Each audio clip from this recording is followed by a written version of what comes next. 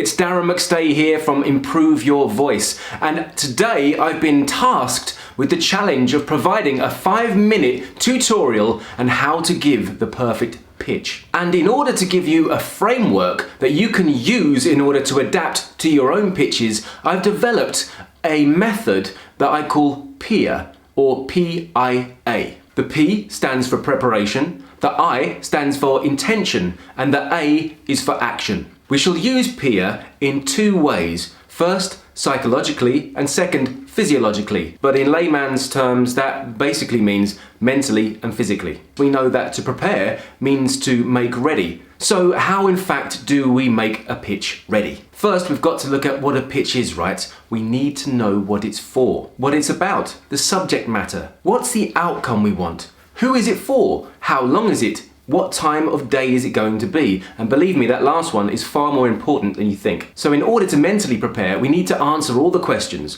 The who, what, when, where, how, and why. And that's according to whatever you are pitching, which is going to be different for all of us. Next, let's look at how preparation relates to our bodies. To prepare physically, we must be aware that as speakers, as humans, as physiological machines, we need to make sure that our instrument, our body, is aligned and able to give the intentions, ideas and emotions across that we want to. We've done our mental preparation, so we now know what it is we're doing and who it's for and all the whys and wherefores, but we have to make sure that we're able to perform that. So in order to get physically prepared, I'd suggest you follow these 3 main rules. 1.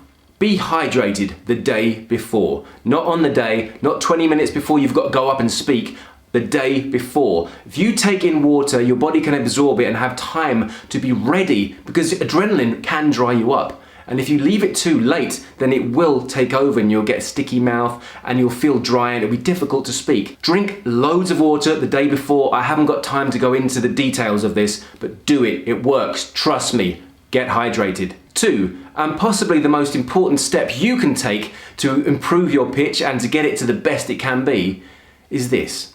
Practice connecting to your breath. At the end of this video, I'm going to leave you a breathing exercise that's going to help you connect with your breath and take air in deeper.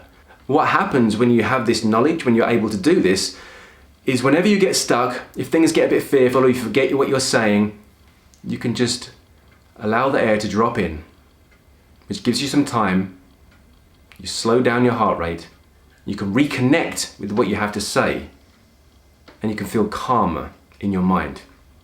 This is invaluable. So at the end of this video, I'll show you how to connect with your breath and give you an exercise. I want you to try that out with your team. 20 minutes before you give your pitch, reconnect as a team with this breathing exercise, and when you go out there to deliver, reconnect with this. And at any time, you should feel your heart rate going up and your breath changing. Concentrate, bring it back down. Because when you control your breath, you can control your thoughts and the story that you're telling. 3, now this one should be obvious, but it's also very important. Warm up your body. You're a performer. You're using this instrument, your body, as a tool, and it needs to be limber and ready to work. You're going to be speaking. Speaking is a physical deed. So you must make sure that you've done some stretching, pulled some silly faces, all the stuff that gets your articulation working for you. Now, a great little exercise to sharpen up that articulation you can do straight before you go on is to do this. Take your little finger, put it in between your teeth, and go through either some tongue twisters or go through the whole pitch with your little finger in your mouth. Okay? If you do that, what will happen is you'll start working the inside articulators of your mouth, and when you speak, when you finally get there, you will be crisper and easily understood. This is very important, especially when you're performing, speaking to other people. So that's preparation covered. The next part is I for intention. Mentally, intention is the consideration of what you intend to offer. This is your main how of delivery. This is contemplating your audience, what you plan to give, not what you want, but what you are offering. I mean, the whole idea of to pitch is to throw it out there, to give, to offer, to pass it on, not to take. What are you giving by way of incentive, value, entertainment, or encouragement? Be very clear on this one, because it's going to inform how you take action when you give your pitch. Physically, intention is more with dynamics and your body in time and space. Whether you are a team or an individual, your physical presence in a space is storytelling. It's you being aware of how you are perceived, not just what you're giving, but how others will subconsciously be viewing you. And sometimes it's hard not to be stereotyped and judged for the way we look. I mean, look at me, I've been an actor professionally for 12 years now. I always get cast as the bad guy, so maybe if I was pitching, I wouldn't be a great face for baby food products. That's all I'm saying. People already have an idea about what I might be like and project their fears and thoughts and archetypes on top of me. I can't help that. So maybe in your team it's worth going through to see who might be the best face of your company. Maybe they're at the front even if they're not doing all the speaking. These are things to consider, but ultimately if you want to neutralize the way that other people see you, here's a little tip. Before you go on, pick exactly where every team member will stand. And when it's your turn, walk directly to that spot, turn to face your audience, keep your feet hip width apart, feet facing forward, tuck your pelvis under, relax your shoulders, relax your belly, breathe deeply, sync up with the rest of your team with the breathing exercise that comes at the end of this video, and then we'll move into actions. A is for action.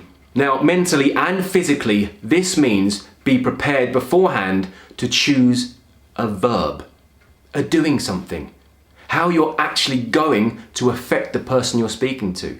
Make something happen. Now, we all know that you want to get investment, or you want to get interest, or you want to get teammates. We all know what you want from the person. But of course, focusing on what you want isn't offering any value. So what you want to do is, behind the words that you should have crafted by now from your preparation and your intention, you're going to put a verb, an action word, behind the text that you use.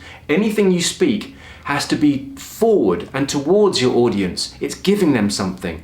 Always, this is how to give the perfect pitch, not how to take things away from a pitch, not how to get money, not how to get investment. This is how to give. Choosing a verb before you start will A, take you out of your head and put your focus towards your audience. It will also activate a keener sense of listening to your audience, because again, you're no longer focused inside your own mind. You're focused on what you're giving.